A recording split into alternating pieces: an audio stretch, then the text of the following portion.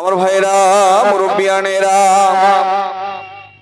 মুসা নবীকে আল্লাহ কত কঠিন কঠিন মুহূর্ত বিপদ থেকে আল্লাহ হেফাজত করেছিলেন।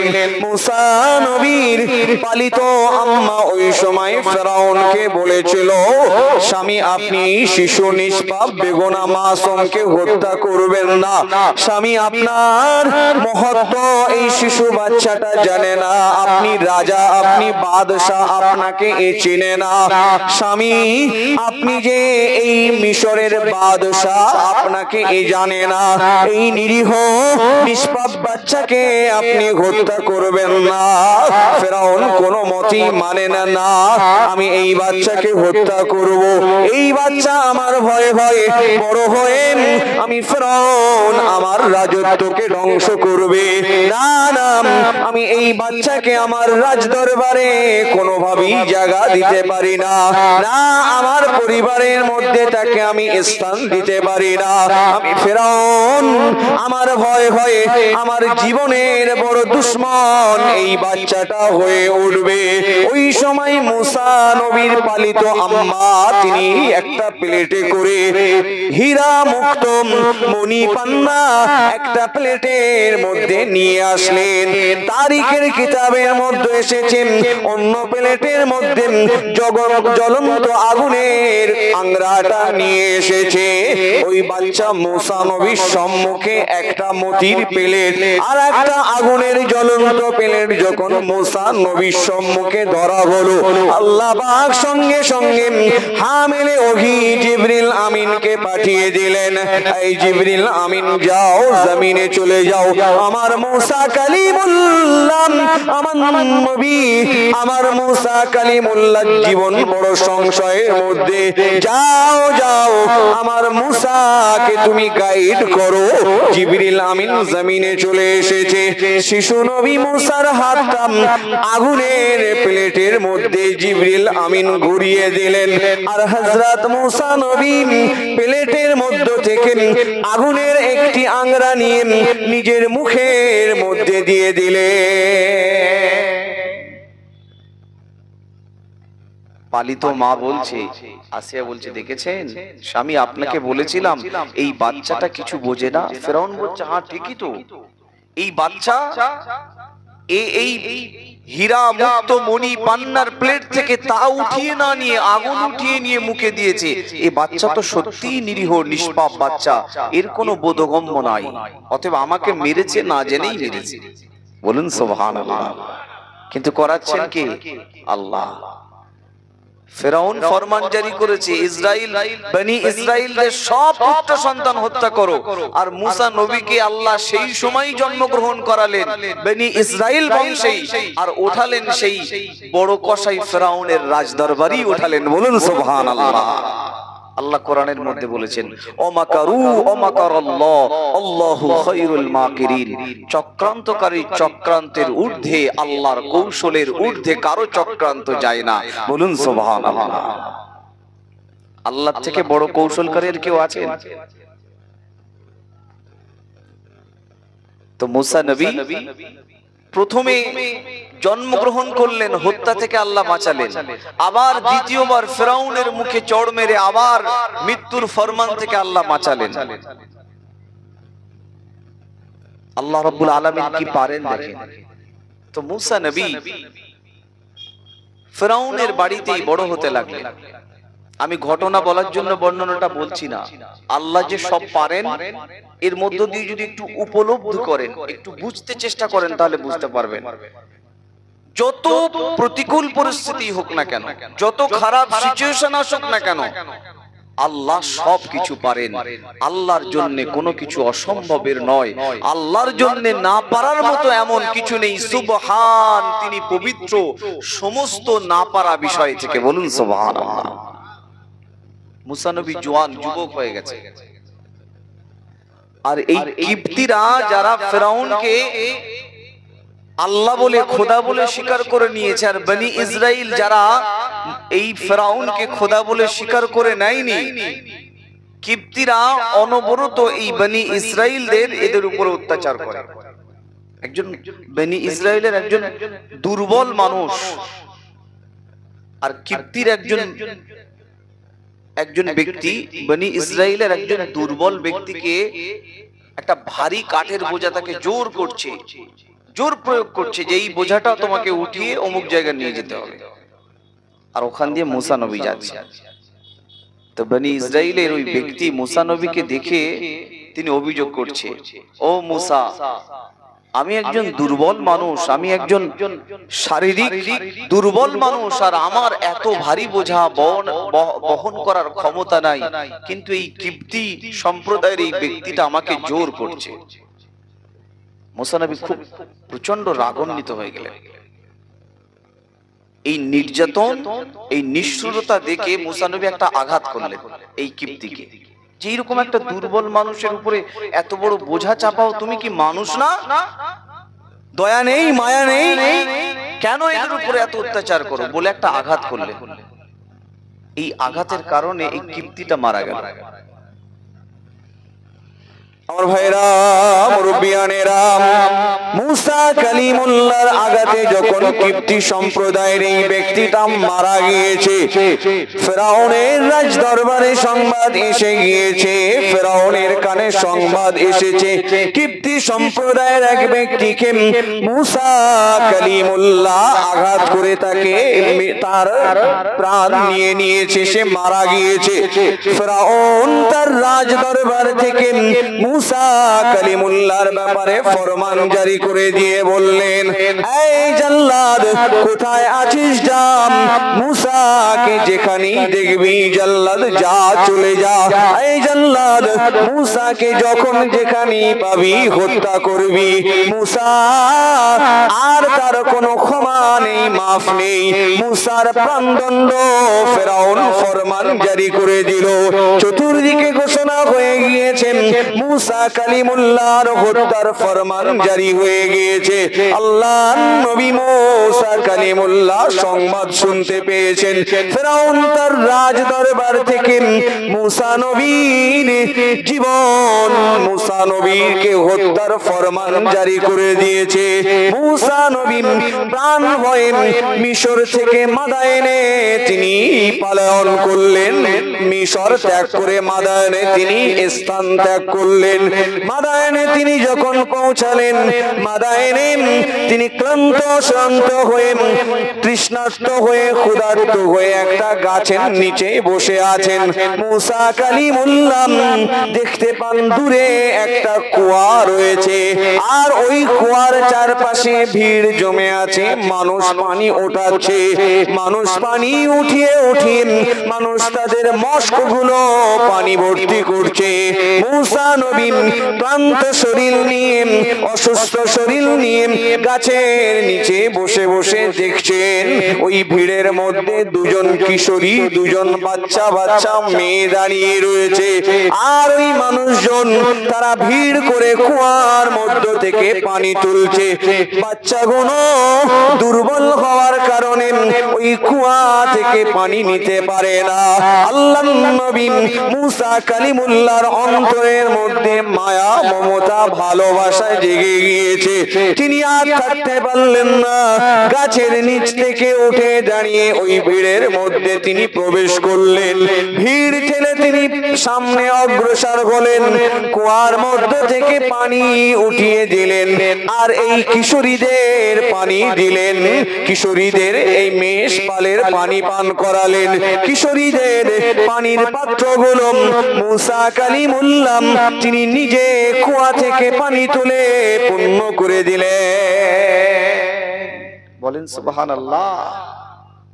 যে এতগুলো বড় বড় মানুষ, তার মধ্যে দুটো বাচ্চা মেয়ে দাঁড়িয়ে আছে একটু পানির জন্য, আর এরা নিজেরা পানি পান করছে, তাদের পশুদের পানি পান করাচ্ছে। এই বাচ্চা দুটোকে একটু পানি দিচ্ছে না?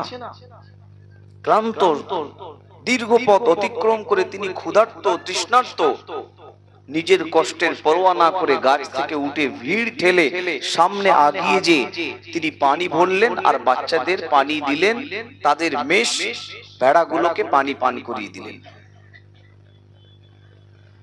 এই দুইজন বাচ্চা কিশোরী মেয়ে মাদায়েনে নবী শুআইব আলাইহিস সালামের দুইটা মেয়ে, এনারা যখন বাড়িতে গিয়েছেন, শুআইব নবী জিজ্ঞেস করছেন, তোমরা আজকে এত তাড়াতাড়ি ফিরলে কি ব্যাপার? প্রতিদিন তোমাদের ফিরতে সন্ধ্যা হয়, আর আজকে তোমরা এত তাড়াতাড়ি ফিরলে কি ব্যাপার? তো এই কিশোরী মেয়ে দুটো, শুআইব নবীর কন্যা দুইটা, তারা আব্বাজানকে সব বললেন, আব্বাজান এরকম একজন যুবক, তার মনে এত দয়া, এত মায়া, তার শরীরের মধ্যে ক্লান্তি, তার শরীরের মধ্যে কষ্টের ছাপ ছিল বটে। যখন সবাই ভিড় করে পানি নিচ্ছিল, আমাদের পানি দিচ্ছিল না, ওই যুবকটা ভিড় ঠেলে এসে পানি ভরে আমাদের পানি দিলেন, আমাদের পশুদেরকে পানি পান করিয়ে দিলেন। ওই যুবকটার মনে খুব দয়া।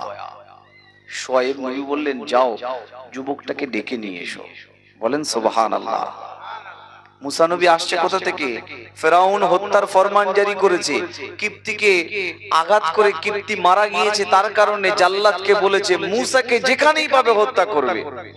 আর মুসা নবী নিজের প্রাণ ভয়ে মিশর ত্যাগ করে আসছেন কোথায়? মাদায়েনে। তো শুআইব নবীর ওই দুইটা কন্যা ডাকতে গিয়েছেন, চলুন আমাদের আব্বাজান আপনাকে ডেকে পাঠিয়েছেন। মুসা নবী আসলেন। এসে মুসা নবীর এই সফর, এই দীর্ঘ পথ অতিক্রম করার সবিস্তারে সব বললেন, তার জন্ম থেকে নিয়ে সব কিছু বললেন। আর পর্দার আড়াল থেকে মুসা নবীর এই শুআইব নবীর কিশোরী মেয়েগুলো, তারা পর্দার আড়াল থেকে সব শুনছিল যে এই যুবকটা, তার জীবনের এত করুণ কাহিনী, তার জীবনে এত কষ্ট, তার জীবনে এত ব্যথা, এত বেদনা। তো কথা আলাপ যখন শেষ হয়ে গিয়েছে, ওই কিশোরী মেয়েরা আব্বাজানকে এসে বলছে, আব্বাজান যুবকটা আমাদের বাড়িতে, একটু যদি তাকে আশ্রয় দেওয়া হতো ভালো হতো না? বলুন সুবহানাল্লাহ। ছোট বাচ্চা বলছে, আব্বাজান এই যুবকটাকে যদি আমাদের বাড়ি, তার আশ্রয় নেই, তার বাসস্থান নেই, তার খাবার নেই, তার কোনো কিছু ঠিকানা নেই, এই নিরাশ্রয় যুবকটাকে যদি আমাদের বাড়িতে একটু আশ্রয় দেওয়া হতো ভালো হতো না? শুআইব নবী মুচকি মুচকি হাসছেন আর বলছেন, আমার মনের ইচ্ছাটাও তাই, এই নিরাশ্রয় ব্যক্তি মুসাকে আমাদের ঘরেতে আশ্রয় দিলাম। বলুন সুবহানাল্লাহ। মুসা নবীকে ডেকেছেন শুআইব নবী, শোনো, তোমাকে আমাদের বাড়িতে থাকার জন্য চিন্তা ভাবনা করেছি, তোমাকে আমাদের বাড়িতে থাকতে দেব, তবে শর্ত হচ্ছে 8 বছর আমার এই পশুগুলোকে দেখাশোনা করতে হবে। 8 বছর আমার পশুগুলো, এগুলো দেখাশোনা করতে হবে, তাহলে আমার একটা মেয়েকে আমার ইচ্ছা অনুযায়ী তোমার সঙ্গে বিয়ে দেব। আর যদি 10 বছর পশুগুলোকে দেখাশোনা করো, তাহলে তুমি যে মেয়েটাকে পছন্দ করবে সেই মেয়েটার সঙ্গেই বিয়ে দেব। বলুন সুবহানাল্লাহ। এসেছেন মিশর থেকে নিজের জীবন সংশয় নিয়ে, আর আসছেন শুআইব নবীর বাড়িতে, জায়গা পেলেন, আবার জামাই হওয়ার মতো প্রস্তাব পেয়ে গেলেন। বলুন সুবহানাল্লাহ। মুসা নবী 8 বছর নয় 10 বছর শুআইব নবীর পশু, মেষ, ছাগল, বকরি, উট গুলো চড়ালেন, দেখাশোনা করলেন।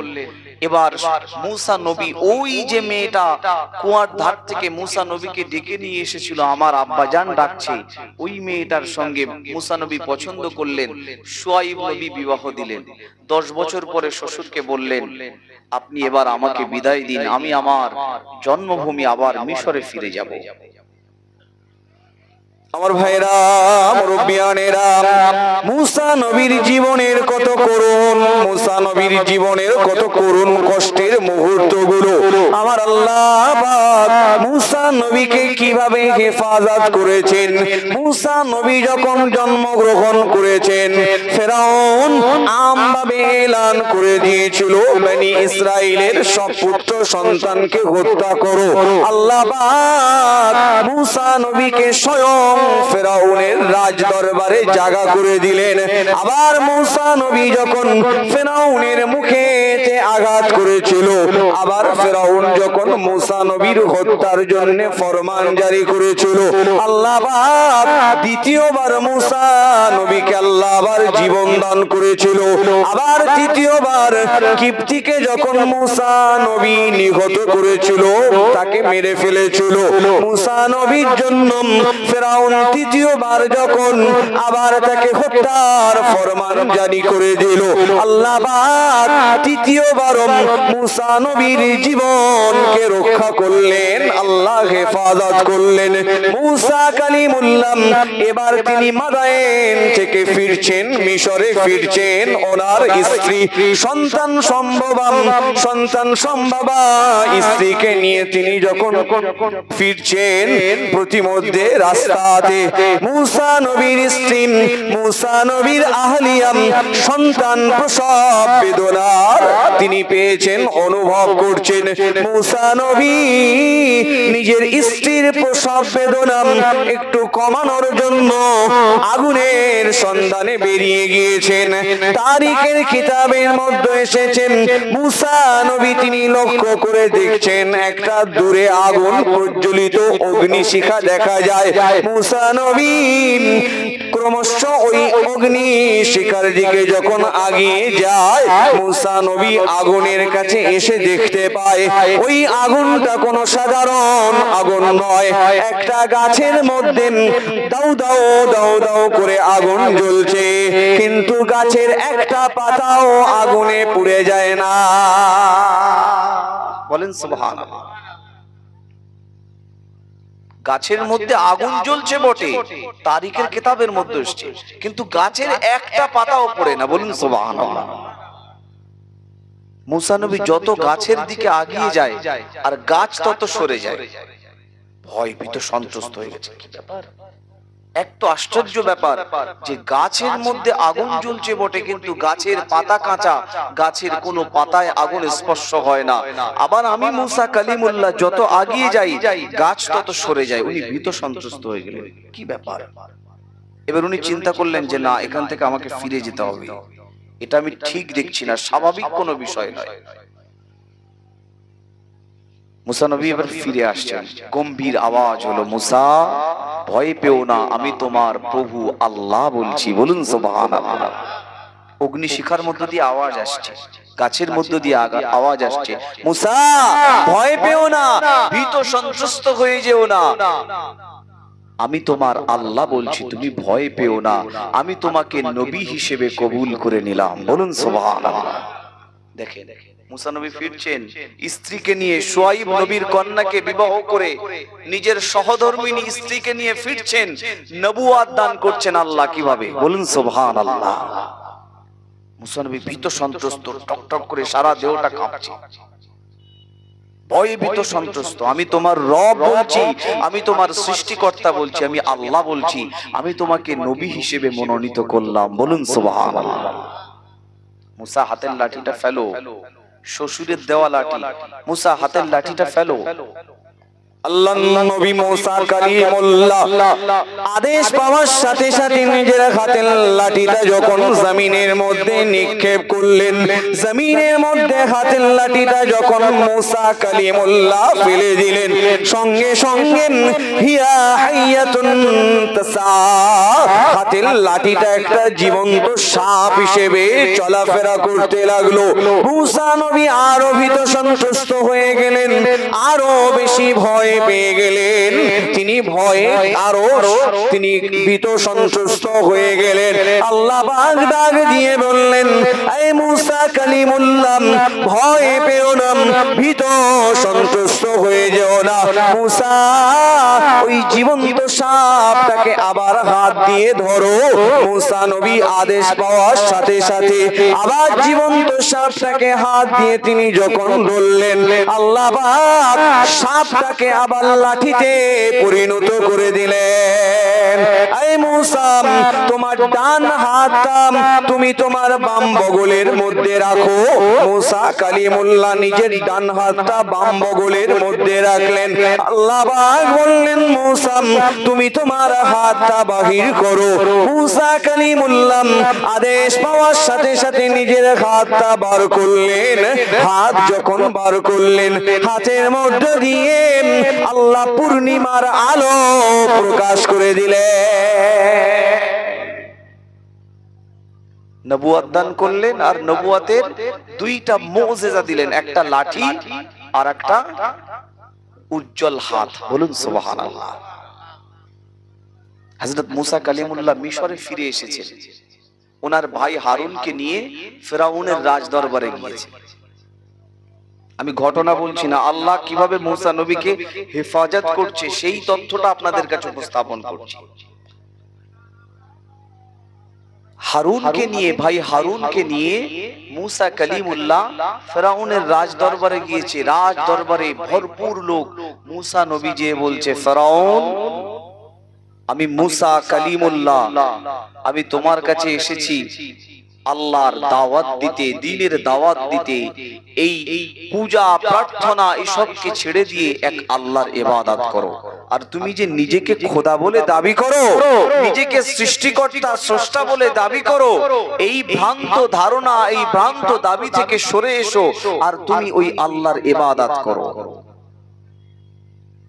ফেরাউন তো রাগে গড়গড় করছে, এত বড় স্পর্ধা মুসা, তুই ফিরে এসেছিস, এসে আবার আমার রাজত্বকালে, আমার শাসন আমলে, আমার রাজ দরবারে দাঁড়িয়ে আমাকে অন্য রবের, অন্য খোদার ইবাদত করার জন্য বলিস?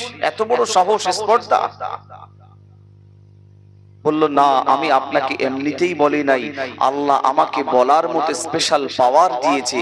আল্লাহ আমাকে জামানার নবী করেছে। বলুন সুবহানাল্লাহ। আল্লাহ আমাকে আপনার কাছে এসে আল্লাহর দ্বীনের দাওয়াত দিতে বলেছেন, বিধায় আমি মুসা আপনার রাজ দরবারে এসেছি। আমি এমনি আসিনি, আল্লাহ আমাকে নবী হিসেবে আপনার রাজ দরবারে পাঠিয়েছে। বলুন সুবহানাল্লাহ। বলল, আমি মানি না। বলল, আমি যদি নিদর্শন দেখাই? মুসা নবী হাতের লাঠিটা ফেলে দিলেন, ফেরাউনের সম্মুখে রাজ দরবারে ফেলে দিলেন। হাতের লাঠিটা জীবন্ত সাপ হয়ে গেল। বলুন সুবহানাল্লাহ। মুসা নবী তার ডান হাতটা বাম বগলের মধ্যে রেখে এভাবে হাতটা যখন বাহির করেছে, হাতের মধ্য দিয়ে পূর্ণিমার চাঁদের মতো আলো বহির প্রকাশ হয়ে গিয়েছে। বলুন সুবহানাল্লাহ। মুসা, ফেরাউন বলছে, মুসা এটা তো জাদুবিদ্যা। ফেরাউনের মিশরে সেই সময় জাদুর ব্যাপক প্রচলন ছিল। বলছে, এটা তো জাদুবিদ্যা রে মুসা, এটা আল্লাহর কোনো মুজিজা নয়, আল্লাহর দেওয়া কোনো নবীর মুজিজা নয়, আমি বিশ্বাস করি না, মানি না, এটা জাদুবিদ্যা। মুসা নবী বলছে, না, এটা আল্লাহর দেওয়া মুজিজা। আর ফেরাউন বলছেন এটা জাদু। ফেরাউন সমস্ত জাদুঘরদেরকে ডেকেছে, ডেকে বলছে, এই মুসা যেটা বলছে, মুসা যেটা দেখাচ্ছে, যেটা করছে, এটা সত্য না মিথ্যা প্রমাণ করতে হবে। জাদুকররা তারিখের কিতাবের মধ্যে এসেছে, এসে তারা জাদুবিদ্যা দিয়ে সাপ মুসা নবীর সম্মুখে ছেড়ে দিয়েছে, ফেরাউনের রাজ দরবারে ছেড়ে দিয়েছে। সব জাদুঘরেরা সাপ ছাড়ছে, আর মুসা নবী হাতের লাঠিটা সর্বশেষ যখন ছেড়ে দিলেন, জাদুঘরদের জাদুর সাপগুলো নিমেষেই মুসা নবীর হাতের লাঠির সাপ থেকে মুজিজার সাপের কাছে তারা পরাস্ত হয়ে গেল। সঙ্গে সঙ্গে তারা হেরে গেল, সঙ্গে সঙ্গে তারা নিশ্চিহ্ন হয়ে গেল। জাদুকরেরা বলল, ফেরাউন এটা কোনো জাদু নয়, মুসার কাছে যে সাপ, এই সাপটা কোনো জাদুর সাপ নয়, এটা আল্লাহর কুদরতের সাপ। বলুন সুবহানাল্লাহ। মুসা নবীর জনপ্রিয়তা এবার চারিদিকে ছড়িয়ে পড়লো, যে না, যে মুসা ফেরাউনের রাজ দরবারে বেড়ে উঠেছে, সেই মুসাকেই আল্লাহ পাক নবী হিসেবে নবুয়ত দান করেছে। বলুন সুবহানাল্লাহ। আর আল্লাহ তাকে এত বড় বড় মুজিজা দান করেছে যে মুসা নবীর হাতের লাঠি ফেললে লাঠিটা সাপ হয়ে যায়, মুসা নবীর হাতের মধ্য দিয়ে আলো প্রকাশ হয়ে যায়। বলুন সুবহানাল্লাহ। ফেরাউন তার রাজ দরবারে প্রজাদের নিয়ে, ক্যাবিনেট মন্ত্রীদের নিয়ে মিটিং শুরু করে দিয়েছে যে এই মূসা তো তার দিন দিন জনপ্রিয়তা বাড়ছে, আর আমি যে স্বপ্ন দেখেছিলাম আমার ভয় হচ্ছে এই সেই মূসা যে নিজেকে নবী দাবি করছে, এ আমার রাজত্ব ধ্বংস করবে, তার পূর্বেই একে নিহত হত্যা করতে হবে। আবার হত্যার চক্রান্ত।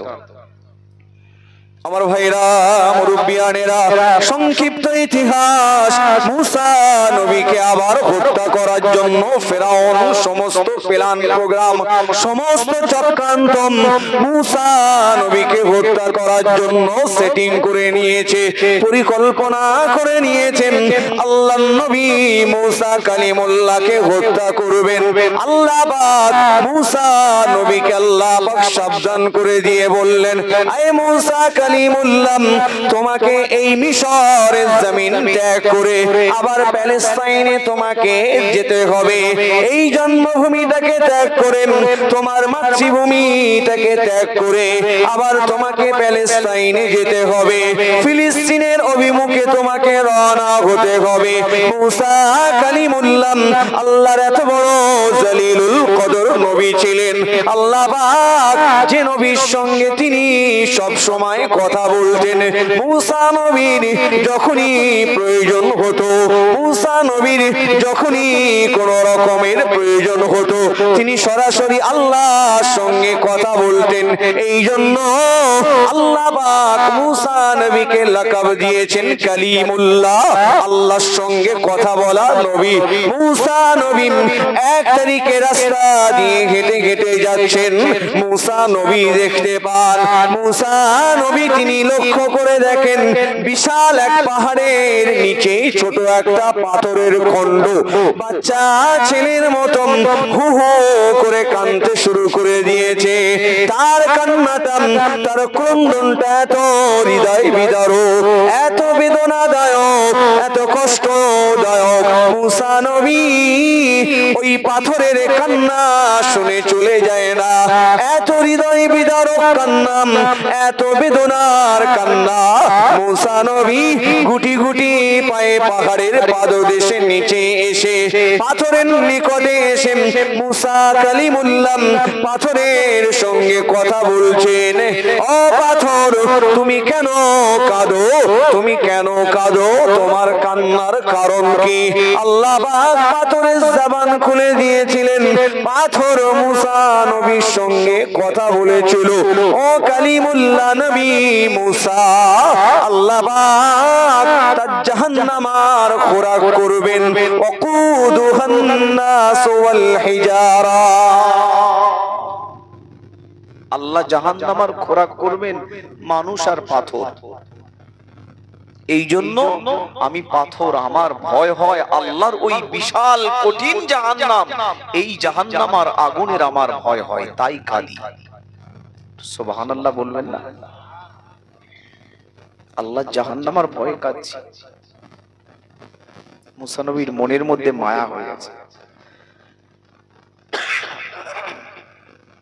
আল্লাহ, এই বিশাল পৃথিবী, আপনার এই বিরাট কায়নাত, এই বিশাল এক পাহাড়, পাহাড়ের নিচে ছোট একটা পাথরের খণ্ড, আপনার জাহান্নামার ভয়ে কাঁদে। আল্লাহ, এই পাথরটাকে কি আপনার জাহান্নাম ক্ষমা করে দেওয়া যায় না? এই দেখেন কালিমুল্লাহ নবী, পাথর বলছে আমি জাহান্নামার ভয় হয় আমার। ওইখানে দাঁড়িয়ে আল্লাহকে বলছে, আল্লাহ এই পাথরকে কি একটু ক্ষমা করে দেওয়া যায় না, মাফ করে দেওয়া যায় না? আল্লাহ বলছে, যাও ও কালিমুল্লাহ মূসা, তুমি যখন আমার কাছে পাথরের জন্য প্রার্থনা করেছো, তোমার প্রার্থনাকে কবুল করে নিয়ে ওই পাথরকে আমি জাহান্নাম মাফ করে দিলাম। বলুন সুবহানাল্লাহ। একটু দরুদ শরীফ পড়েন, আল্লাহুম্মা।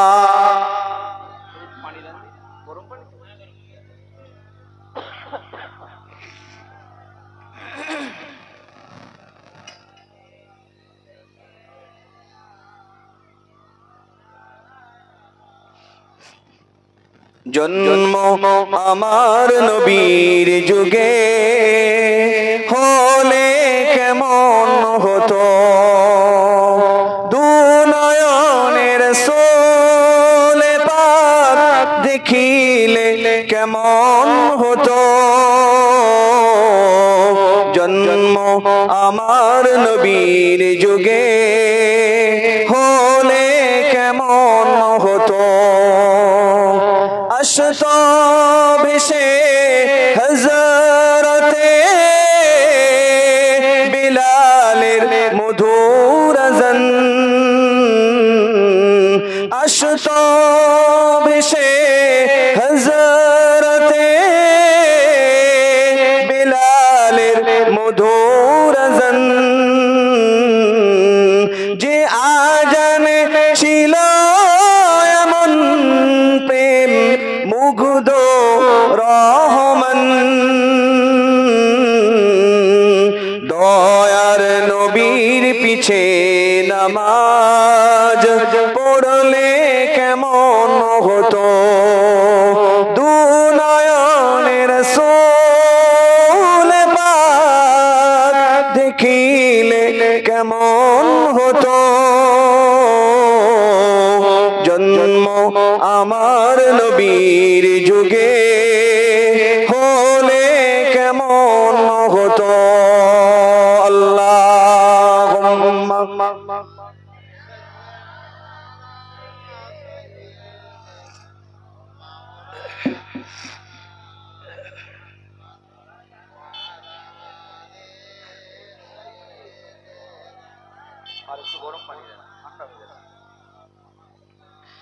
দীনি কত আলোচনায় থাকতাম আমি অধম দীনি কত আলোচনায় থাকতাম আমি অধম সামনে রাসূল পাক হতো পাশে সাহাবাগণ আবু বকর ওমর ওসমান আলী সঙ্গী কেমন হতো